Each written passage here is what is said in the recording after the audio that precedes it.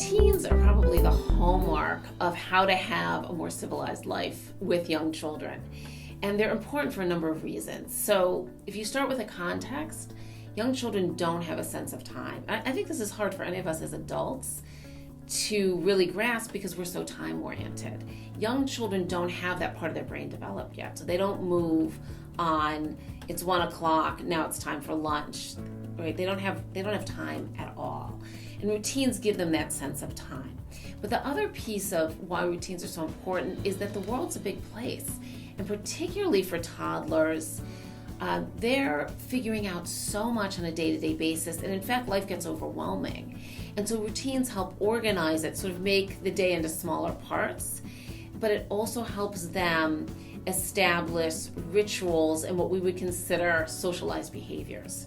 Right? Toddlers are unsocialized not because they're terrible people, but because they really don't live in our socialized world yet. And routines kind of introduce them to our socialization. So for example, mealtime. If families sit down for mealtime at about the same time every night, it doesn't have to be 6 o'clock on the dot, but around that time, and children learn that, when the table is set, I sit down, and usually they sit in the same chair. Children, particularly young children, like predictability. It counters sort of the chaos of the big world that they're living in. They sit in the same seat, they're served their food, or they take the food, however the family establishes that ritual, and maybe there's some chatting that goes on. They start to learn, this is how we do mealtime. And if the routine happens, say at lunchtime and then at dinner time, they also start to get this regulation of, I eat at these times during the day. I don't have to eat all day, I eat at these regular times, and this is how I'm socialized.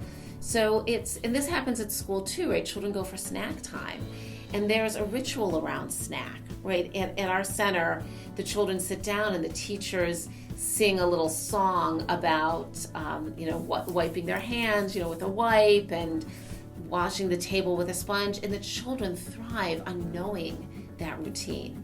The other piece of routines that's really helpful for children is they start to feel really good. I know what to do.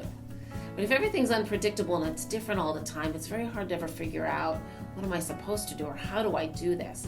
But when there's routine, children start to feel a part of it much faster. Right? So they might even, 3 and 4-year-olds like to help set the table, put a cup on the table. Then they learn, I can put a cup and a plate on the table, and they feel very good about that. So that's part of self-confidence.